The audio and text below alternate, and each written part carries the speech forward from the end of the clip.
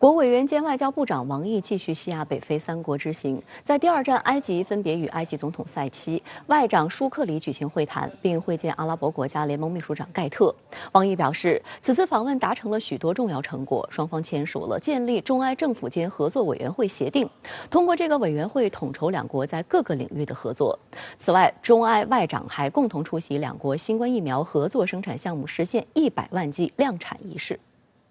周日，埃及总统塞西在阿拉曼会见对埃及进行正式访问的国委员兼外长王毅。塞西请王毅转达对习近平主席的诚挚问候，再次热烈祝贺中国共产党成立100周年，高度赞赏中国共产党领导中国人民创造一个个举世瞩目的奇迹。塞西表示，埃方毫不动摇地奉行一个中国政策，坚定支持中方维护国家主权、安全稳定的努力，坚定支持中方打击恐怖主义和宗教极端主义。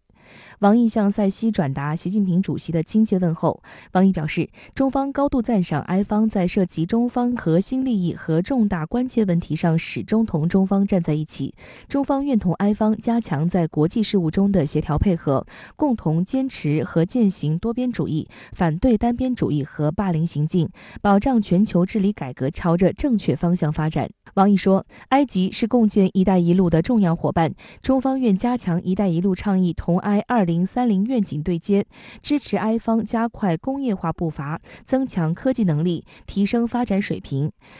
当天，王毅还与阿拉伯国家联盟秘书长盖特举行会晤，并发表联合声明。当中提到，赞赏中国国家主席习近平提出的一带一路倡议及其为互利合作带来广阔机遇，强调应加强合作与磋商，实现互利、可持续发展和改善民生。双方还强调，因为2022年与双方商定的日期在沙特举办首届中阿峰会做筹备，期待峰会推动中阿战略伙伴关系实现质的提升，并迎来更广阔前景，服务于双方共同利益。借中阿峰会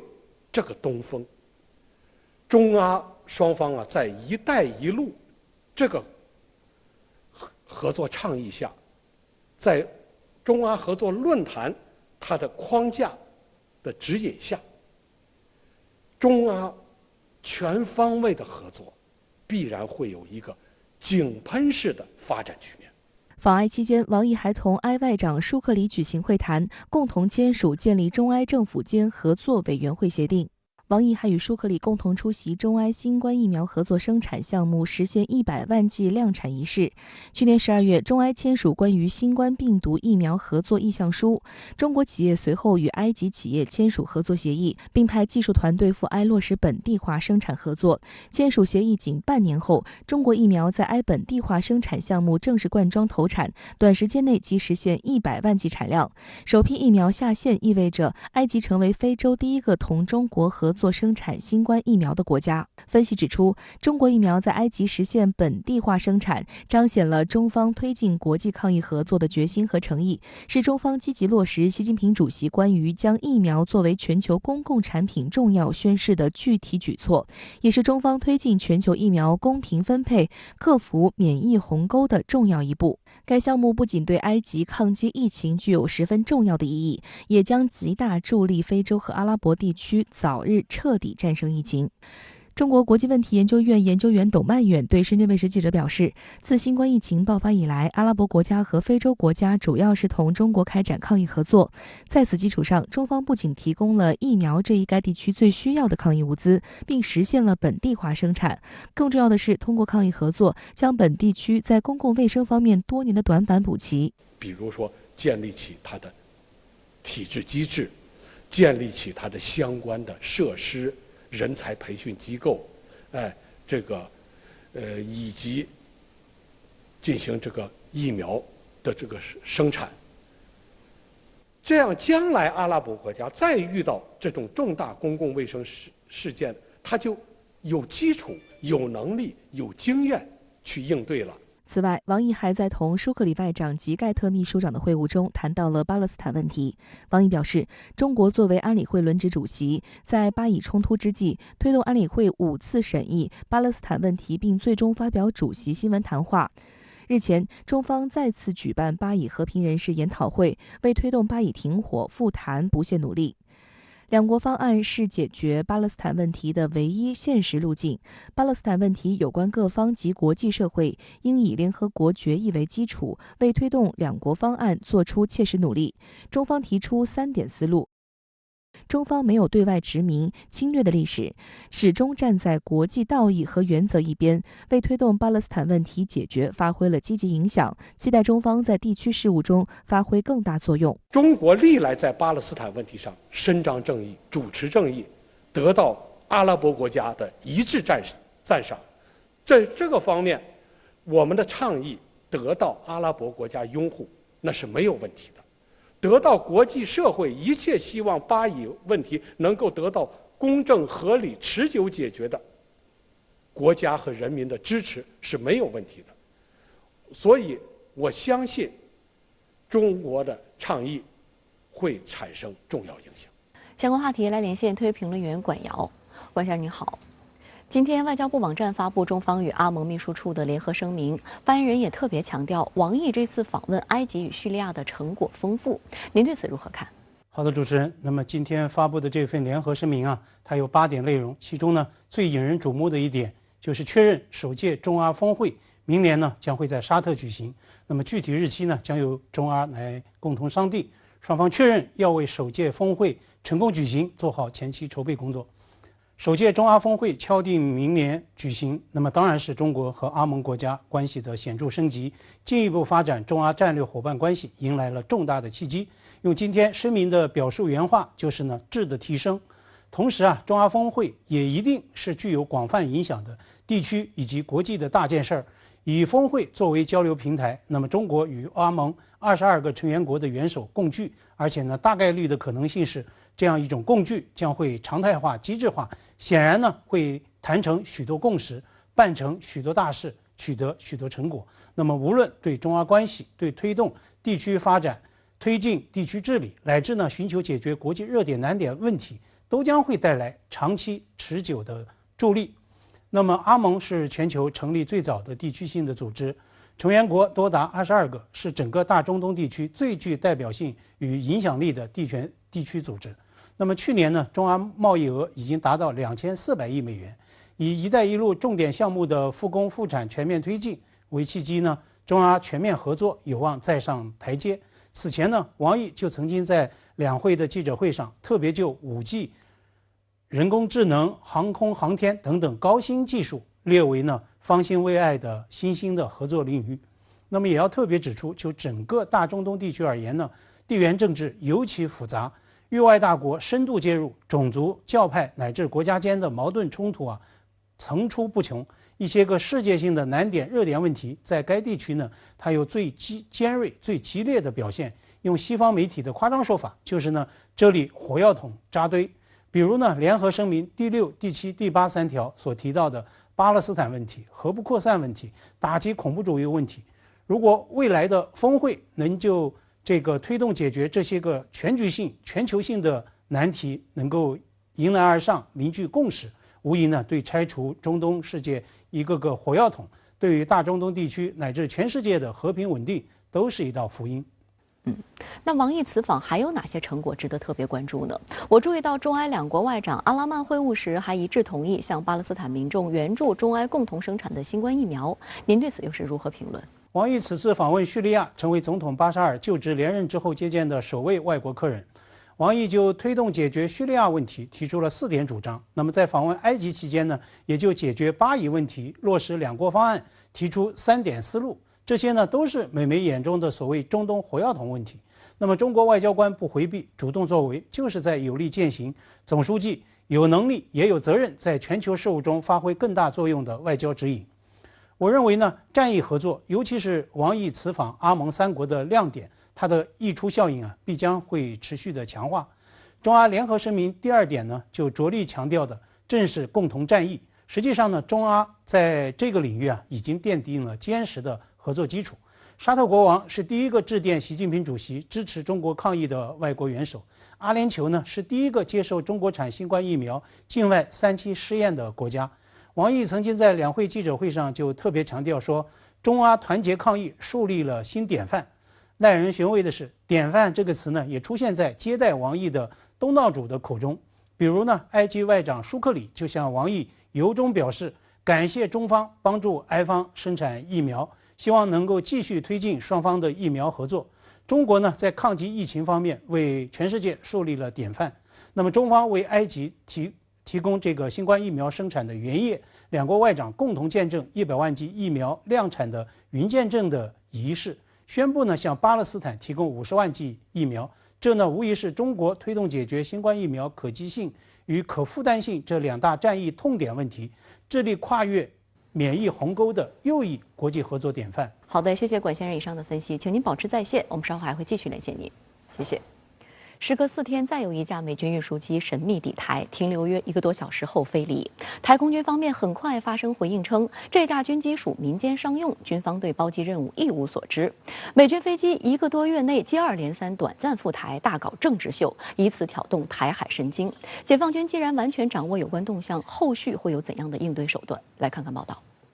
周一中午12时14分，美军一架C-130运输机降落桃园机场，期间地勤人员卸载了一些装在木箱内的货物，以及部分红色帆布袋，货品内容不明。该机于14时离开机场。据岛内媒体爆料，这架从菲律宾马尼拉起飞的C-130军机，机身上并没有明显的美军涂装，归类为美军民用版运输机。根据台空军方面的回应，该机并非美军军机，而属民间商用包机。赴台前无需向空军单位申请，军方对包机任务也一无所悉。C-130是这种就是大量的军用的生产以后，然后呢有民用型的，只不过看你的用途是干什么，对吧？你要是如果用兵员，那就是军用；你如果是用这种，比如说疫苗啊，或者是其他的物资啊，这就属于是民用啊。所以这个界定从机型上你是看不出来，只有拉的这些材料还有这个 logo 啊，你才能够看出来。所以我认为他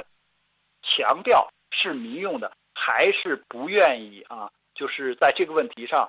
就是向大陆进行挑衅啊。事实上，这已是美军军机1个多月来第3次赴台。继6月6号3名美国参议员乘坐美军 C-17运输机窜访台湾后，上周四一架美军 C-146A 行政专机从日本冲绳基地起飞，并于9时32分抵达台湾松山基地短暂停留。据悉，该机没有搭载任何乘客，主要是运送新任美在台协会处长孙小雅的公务及私人用品，数量较多且较为庞大。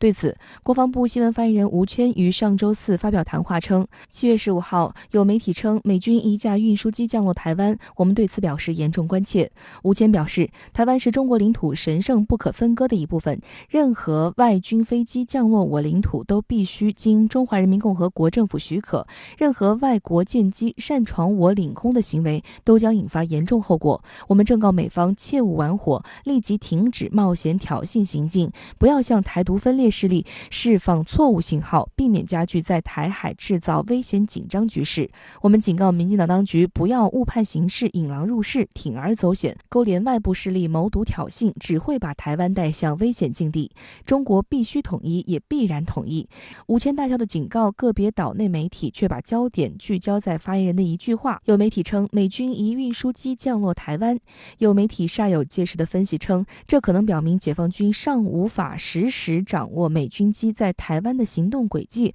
而是靠媒体报道才了解到相关情况。这个说法呢，就是无稽之谈了。因为像这种军用飞机的话，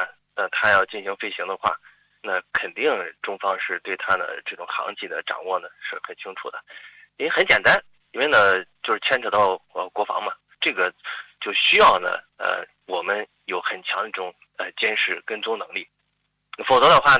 你没有这种能力的话，那它随时都可以进行突防。所以呢，在跟踪监视方面的话，中国军方的话显然不存在任何的问题的。对于岛内媒体玩自嗨，深圳卫视特约评论员吴卫认为，会有这样的说法，只能证明他们的无知，甚至说揣着明白装糊涂，是想贬低解放军的能力，来给岛内那些台独势力撑腰打气。事实上，以解放军的实力，在跟踪监视方面显然没有问题。应该说，这是国防的一个国防能力的一个基础。比如说，海军呢可以在我国沿岸的这个关通站，还有空军呢，它可以设置雷达站，就可以对周边的这个关键的空域、海域实现一个实时的侦查。那又比如说呢，战略支援部队呢，它可以通过卫星侦察的手段，它可以提前了解敌人的或者是周边的外军的军港、机场的动向。那么具体到这一次呢，国防部是出于一个军事保密的要求，它不会很仔细的提及是如何发现的，用什么手段发现的，或者是哪个单位发现的。这些具体的细节，我觉得没有必要跟公众进行透露，只需要一句全程掌握，就已经能够提供足够的信息量了。那么像运输机轰炸机或者是侦察机驱逐舰这些，时不时就在我国周边海域，比如说台湾海峡、南海附近海域溜达的目标，那么以解放军目前的实力全程盯着、全程掌握，一点难度也没有。既然如此，发言人为何不直接说据我方掌握的消息，而是要说有媒体称呢？对此，吴畏分析认为，国防部发言人答记者问是一个新闻舆情沟通现场，发言人一般会援引媒体的说法来对新闻事件进行评论回应，而不会直接采用某部队发现什么或某单位发现什么目标这种方式。国防部发言人必须把好两道关，一是确保信息描述准确清楚，另一个则是防止出现军事机密泄露。不能排除台湾一些媒体他抱着一种碰瓷的，或者是说主动的用钓鱼的方式来探知大陆的这个解放军的这个军事调动情况。施宏则认为，这样的说法就杜绝了对方进行狡辩的可能性。媒体的报道出来这种事情之后，那么对方如果再去进行狡辩的话，它就变得非常困难。这是我们为什么要说有媒体报道。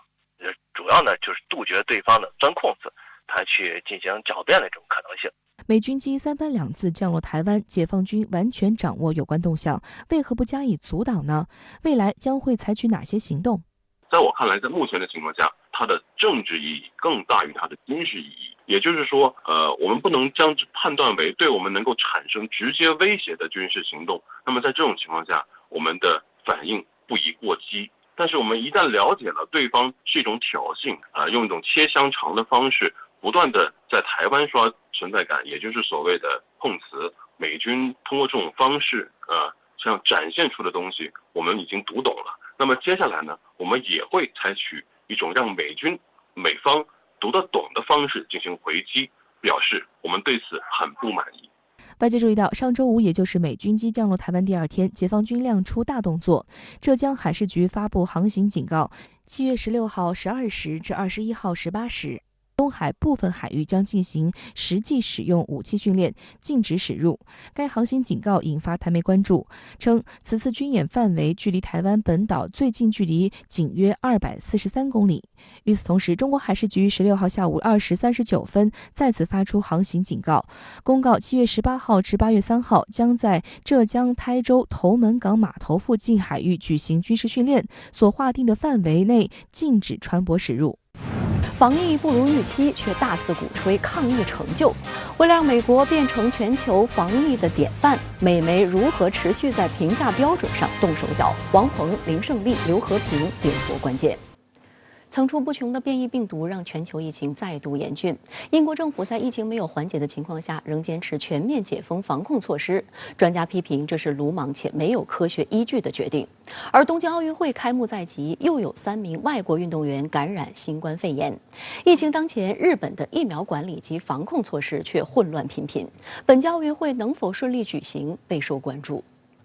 周日，英国新增新冠确诊病例48161例，单日新增确诊病例连续5天超过4万例。连先前已经接种2剂新冠疫苗的新任卫生大臣贾维德的新冠病毒检测结果也呈阳性。英国政府周日宣布，英国首相和财政大臣曾与新冠肺炎患者密切接触。一开始，英国政府表示，他们无需像其他人一样自我隔离10天，而是将参与一项试点计划，每天进行新冠病毒测试，以获准免除隔离并继续工作。这招致英国民众、政治对手和商界人士猛烈批评。英国政府随后收回这项决定。And we did look briefly at the idea of us taking part in the pilot scheme, which allows people to test daily. But I think it's far more important that everybody sticks to the same rules. 尽管如此，英国政府还是决定英格兰地区按计划于周一开始实施最后阶段解封。英国人甚至把这一天称为自由日。这一天开始，英国政府取消英格兰地区的绝大多数防疫限制措施，包括民众将无需在公共交通、商店等公共场所佩戴口罩，远程办公将逐渐结束，剧院和体育场及夜总会将重新开放，酒吧等恢复提供服务，公共场所聚集的人数也将不再受到限制。此外，自8月16号起，英格兰地区已经完成疫苗接种的人，即便被确认为新冠密切接触者，也无需自我隔离。英国首相约翰逊表示，疫情远未结束，但英国民众需学习与病毒共处，自行判断如何保护自己。接下来，政府将更倾向依赖人民的自发自律，而不是法治措施来控制疫情。英格兰的全面解封计划连日引来外界持续担忧。英国政府科学顾问、流行病学家弗格森预估，解封后英国单日新增确诊病例数恐怕会持续上升，或将造成日增确诊病例数上升至10万例。英国超过4000名科学家、医护和其他专业人士联名在医学杂志《柳叶刀》发表公开信，谴责约翰逊政府全面解封的举措，称英国政府进一步放松防疫的决定危险而且不成熟。约翰逊政府的决定是一场危险实验。1200多名来自各国的科学家和政府顾问上周五召开紧急线上会议，对英国解封计划表达严重关切。他们警告，英国与全球连接意味着任何新变种病毒都可能通过英国迅速传播到世界各地。英国的做法将对全球构成威胁，为变种病毒提供传播的温床。专家们认为，约翰逊政府宣布全面解封是鲁莽且没有科学依据的决定。这1年多的这个时间里面，英国我们看到也是屡次解封又严格，又舒缓，又严格，不停的在摇摆之间。其实呢，促使它摇摆的就是让它更加严格，那是疫情的压力；让它不严格，解封或者解禁、宽松，是一个来自于社会民意的压力，一个是经济的压力。那么未来会怎么办？那还是取决于这个疫情到底发展的如何。如果说这次解封了之后呢，经济没有明显的好转，但是疫情的反扑又来了，那么可能又会迫使英国政府下次不得不重新实施更加严格的这样一个封锁。除英国外，日本新冠疫情也出现反弹。东京奥运会将于23号开幕，东京奥组委周日确认，当日新增3名运动员感染新冠肺炎，其中有2人住在东京晴海的奥运村。这也是奥运村内首次确认有参赛选手感染新冠肺炎。截至目前，共有10名奥运相关人员新冠检测呈阳性，其中3名是海外运动员，5例是奥运相关工作人员，1例是媒体相关人士，1例是奥组委委托的营业者。截至周日，从7月1号以来抵日的奥运相关人员累计确诊已达55人。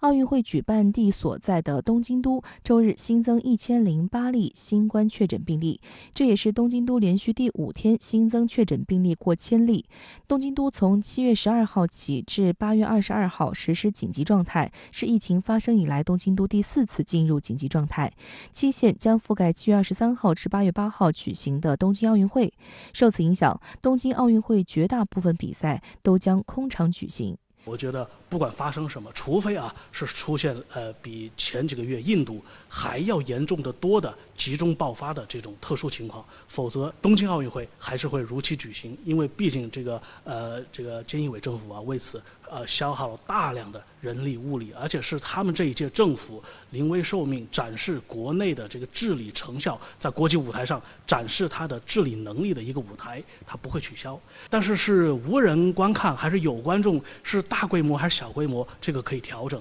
最重要的还是保障疫情。与此同时，日本起步晚、速度慢的疫苗接种工作近日又出现大问题。日本共同社报道，日本中央政府在6月末已经为各地方政府和医疗机构配送了约8800万剂疫苗，而国家统一管理的接种记录显示，实际使用了4800万剂，所以地方政府和医疗机构至少有4000万剂的库存。但日本多个地方政府表示，当地并无大量疫苗库存，4000万剂疫苗库存不翼而飞，这也显示出日本在疫苗接种管理工作上的混乱。应该说是它的中层或者基层的管理出现了明显的问题。如此大规模剂量的疫苗不翼而飞，一定是它的管理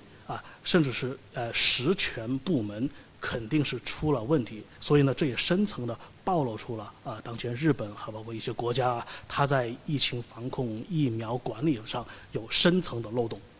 韩国周日新增新冠肺炎确诊病例1454例，时隔一周再创周末单日新增确诊病例数新高。为控制疫情，韩国宣布周一起一直到下个月，首都圈以外全国所有地区禁止4人以上私人聚会。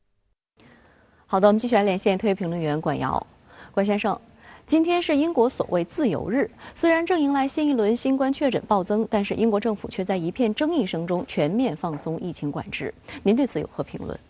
人不能2次踏进同一条河流，但是呢，约翰逊他显然是执意要第2次跳进同一个坑。但注意，这可是以生命健康为代价的战役坑啊！上次跳坑是所谓的群体免疫坑，结果呢，代价有目共睹，英国经历了前所未有的疫情大爆发。约翰逊本人他也没能够幸免，感染了新冠病毒，住进了 ICU 急救。那么同样讽刺的是，英国今天迎来自由日，但是呢，约翰逊本人他却不自由了。这位曾经的新冠重症患者，按说呢，他体内应该有所谓的抗体，但是呢，他却在公众压力之下自我隔离1周，因为呢，密切接触了新冠检测的阳性者。更加讽刺的是，这位阳性者是谁呢？是领导英伦战役的新任卫生大臣贾维德。这位英伦战役总指挥昨天就宣布说，自己虽然已经打完了2针疫苗，但是呢，最新核酸检测呈阳性。他声称症状 mild 是所谓的轻症。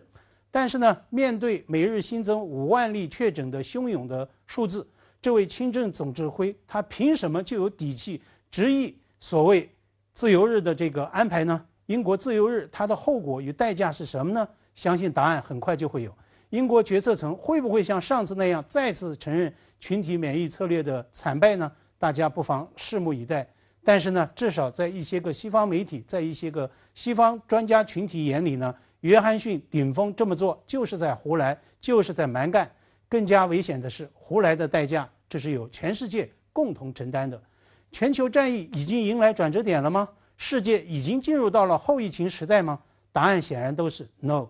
今天最令人震惊的一个进展就是，韩国2月间派往亚丁湾执行反海盗巡航任务的文武大王号驱逐舰，舰上301名官兵竟然有247人核检呈阳性，染疫比例超过80%。驱逐舰呢已经陷于事实上的瘫痪状态。这2天呢，韩国空军紧急出动运输机接回全舰官兵，并且呢，另外派出200人特遣组上舰接管，负责将文武大王号驱逐舰开回韩国。那么，这是新冠病毒压倒性击败人类先进军舰战力的一个最新的案例，这也是向全世界再度敲响战役的警钟。不知道现在正在自我隔离的约翰逊首相，他看到这条消息会作何反应？他会惦记那艘同样已经有过百确诊、正在前往印太耀武扬威的本国航母的运行安全吗？好的，也谢谢管先生跟我们共同在线分享您的观点，谢谢。再来关注美国疫情，在缓和1个月之后，由于德尔塔变异毒株的蔓延，疫情在美国多州再度出现反弹，多地医院重现被挤爆的现象。最近几周停滞不前的疫苗接种，更是让美国疫情雪上加霜。然而，拜登政府不但没有吸取上一波疫情带来的教训，反而将疫苗接种量不足、抗疫不力的锅甩给社交媒体，将部分人拒绝接种疫苗归咎于他们没能管控好虚假信息传播，并称他们正在杀人。由于德尔塔毒株迅速蔓延，以及美国独立日假期民众大规模聚会，美国单日新增确诊病例在过去1个月内翻了一番。周六当天，新增确诊更是高达3.2万多例。据哥伦比亚广播公司报道，过去1周确诊病例平均增长率比前1周高出10%，其中38个州的增长率超过50%，住院率上升36%，病亡率上升26%。反倒是疫苗接种率比前1周下降了35%，全面落后于预期。按照拜登原本定下的目标，本月4日之前就要实现全美70%成年人接种至少1剂疫苗，但截至15日只达到68%，完成2剂疫苗接种的人口只有48%。停滞不前的疫苗接种进度，对于疫情全面反弹的美国来说是灾难性的。联邦医疗总监维维克·莫尔蒂表示，目前美国新出现的感染主要是渗透未接种疫苗的地区，而 99.5% 的死亡病例都源自未接种疫苗的人。美国传染病专家福奇表示，在面临感染率和住院率再次上升、变异病毒肆虐的形势下，仍有一些美国民众拒绝接种新冠疫苗，这令人无法理解。People who are not vaccinated, leading to that dynamic spread of the virus throughout the community. I believe that's what the challenge is. 尽管拜登政府一直敦促民众尽快接种疫苗，但是在一些州，即使疫苗供应较为充足，民众也依旧对接种犹豫不决。福奇认为，政治因素是阻碍美国疫苗接种工作推进的主因。部分州由共和党人占据政治优势，在高度意识形态化的情况下，这些州的民众不愿接种疫苗。福奇在此前一次采访中还列举了保守派政治行动会议期间出现的一些令人震惊的场景。与会者在听到拜登政府无法实现原定的疫苗接种量后，竟然欢呼起来。The government was hoping that they could sort of sucker 90% of the population into getting vaccinated, and it isn't happening, right? There's a younger people. It's horrifying. I mean, they're cheering about someone saying that it's a good thing for people not to try and save their lives. I mean, if you just unpack that for a second, Jake, it's almost frightening. 然而，拜登本人却将疫苗接种量不足的锅甩给了社交媒体。当地时间上周五，他离开白宫前往总统度假的戴维营时，对媒体表示，社交媒体允许有关新冠疫情及疫苗的错误信息流传，相当于在杀人。The only pandemic we have is among the unvaccinated, and they're killing people. 拜登的医疗总监莫尔西也称，有关新冠疫苗的虚假信息是对公众健康的严重威胁，可能会造成混乱，播下不信任的种子，并破坏公共卫生相关努力。面对拜登政府的甩锅行为，美国社交媒体巨头脸书的副总裁盖伊·罗森上周六在一篇文章中进行驳斥，并指出，脸书参与收集的一份调查数据显示，其平台美国用户对疫苗的犹豫程度下降了50%，85%的用户已经或希望接种新冠疫苗。罗森直言，很遗憾，拜登政府没能实现原定疫苗接种量，但脸书不是替罪羊。美国的这个疫苗接种已经到了一个这样一个缓慢推进的这样一个阶段，那么原因是复杂的，一方面是之前愿意接种的人现在基本上已经接种了，另外一个是很多不愿意接种的保守派人士，那么现在他应该说是很攻坚克难这样一个疫苗接种人群，所以很显然责任不在于美国的社交媒体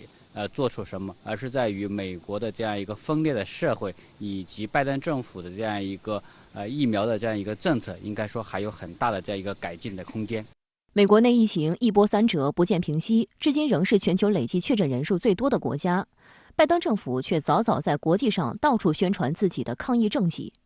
日前，美国彭博社发布了最新一期的全球抗疫韧性的榜单，该榜单上美国高居第一，中国只排在第8。榜单一经发布，其严谨性和科学性立刻遭到多方质疑，连美国网友也看不下去。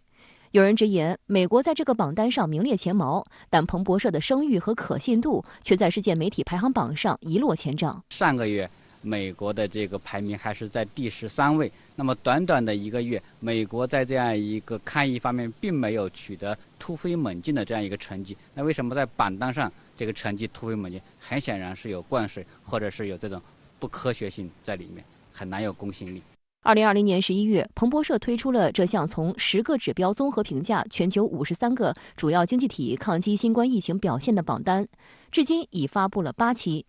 外界注意到，美国的排名从第1期的18位一路攀升至榜首，离不开榜单多次量身定做的修改指标和规则。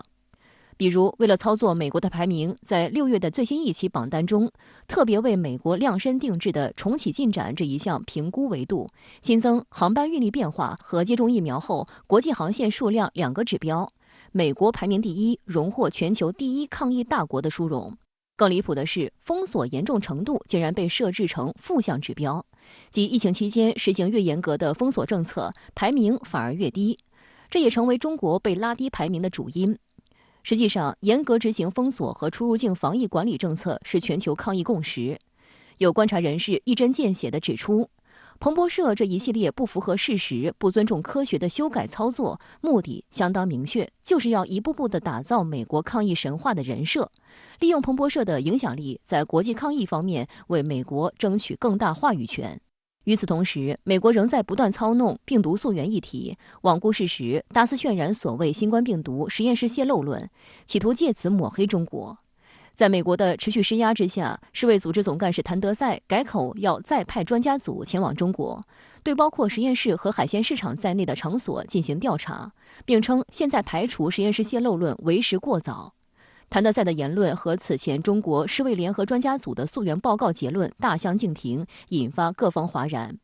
近期54个国家就溯源问题向谭德赛致函呼吁，坚持科学溯源，反对政治操弄。病毒溯源是一项科学任务，要靠科学家在全球范围内多点多地进行考察研究。任何出于一己私利、背弃科学与真理，甚至鼓吹情报溯源、威胁打压专家学者的行径，只会严重干扰和破坏全球抗疫合作，只会激起国际社会的强烈不满和反对，绝不会得逞。外交部发言人赵立坚在周一的例行记者会上还提到，至今已有75万中国网民参与了一项联署倡议，呼吁世卫组织在下阶段的新冠病毒溯源工作中，对德特里克堡及其他同样存在泄漏隐患的美国病毒实验室进行调查。赵立坚表示，民意不可违，人心不可欺。美方应正视包括中国人民在内的国际社会的呼声，对公开信和网络民调内容做出令人满意的交代。这些民众、媒体自发的行动，实际上是问出了国际社会长期无法得到回答的问题，而美方一些人始终讳莫如深。请美方回答几个问题：德特里克堡生物实验室同电子烟疾病等不明原因呼吸系统疾病到底有何关联？美方为何至今还不邀请世卫组织赴美彻查德堡？在溯源问题上，中国去得，美国为什么去不得？美方应展现透明，有问必答，回应外界关切。相关话题来连线特约评论员刘和平。刘先生您好。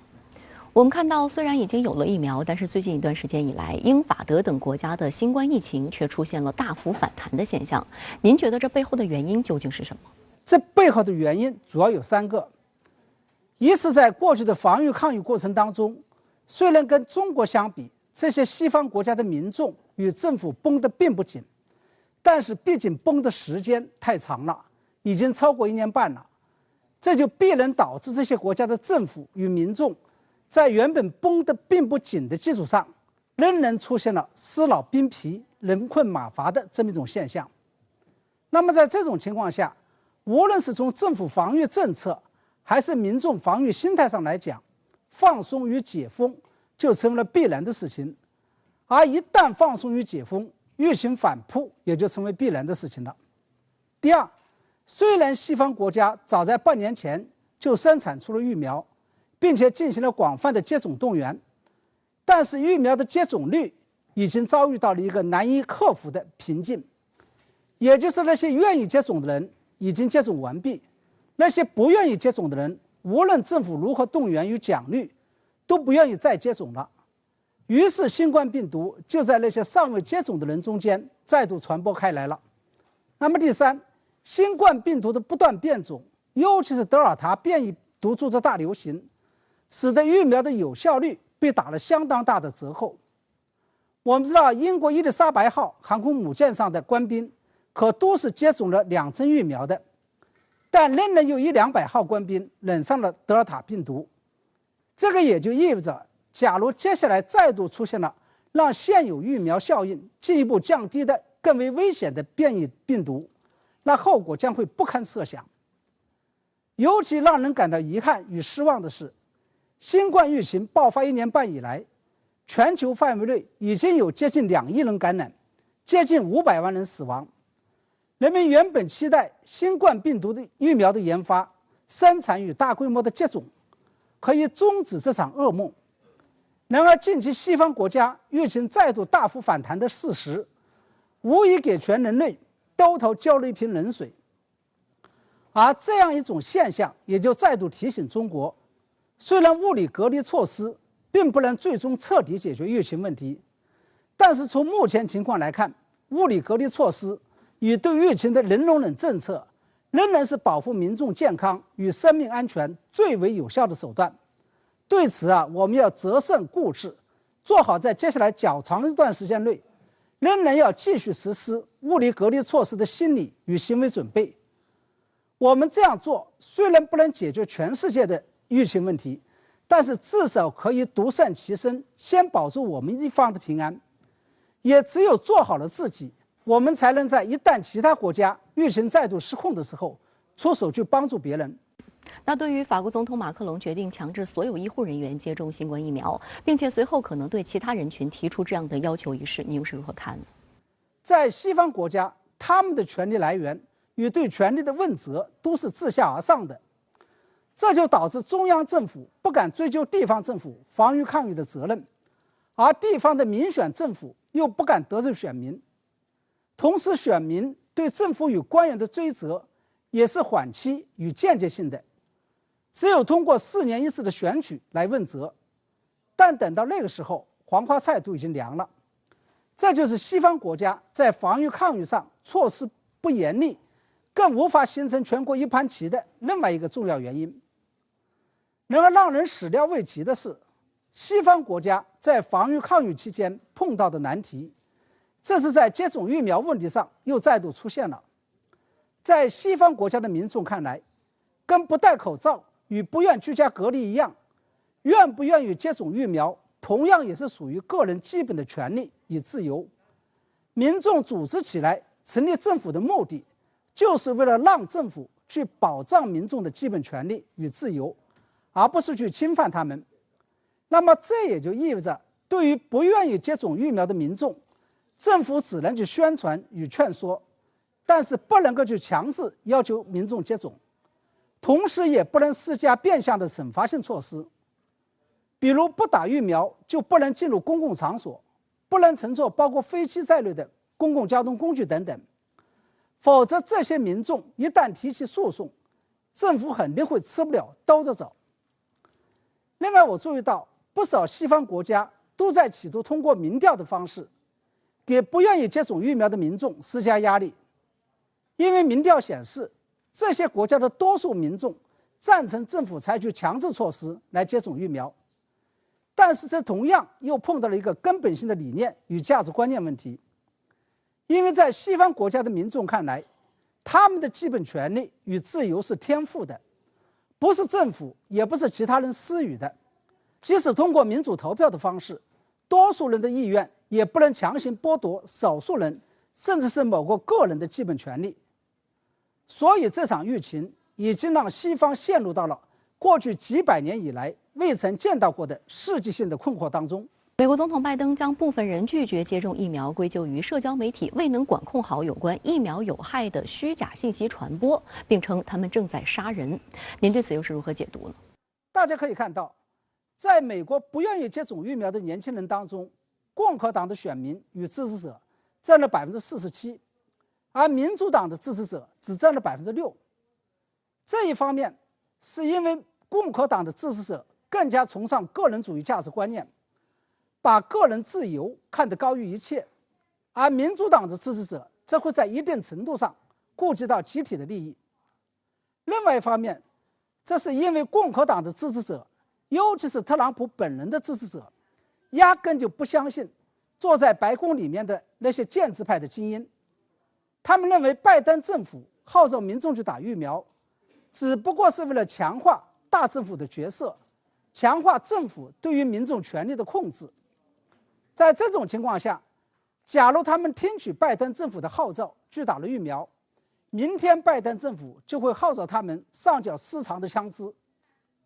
除此之外，相当一部分共和党的支持者不愿意接种疫苗，还跟特朗普执政期间口无遮拦的言辞有关。他们仍然坚持认为，所谓的新冠疫情只不过是一场大号的流感，没什么了不起的。民主党与拜登政府夸大疫情，目的只不过是为了打击特朗普，污蔑特朗普抗疫不力。所以我们看到，这2天不甘寂寞的特朗普也站出来向拜登叫板了，宣称人们不接种疫苗是因为不相信拜登政府，并再次提及2020年美国总统大选和假新闻。这个也就意味着美国过去疫情失控，现在疫苗接种遭遇瓶颈，表面上看来似乎是一场病毒危机，但实质上是一场深刻的政治危机。好的，谢谢刘先生跟我们共同在线分享您的观点，谢谢。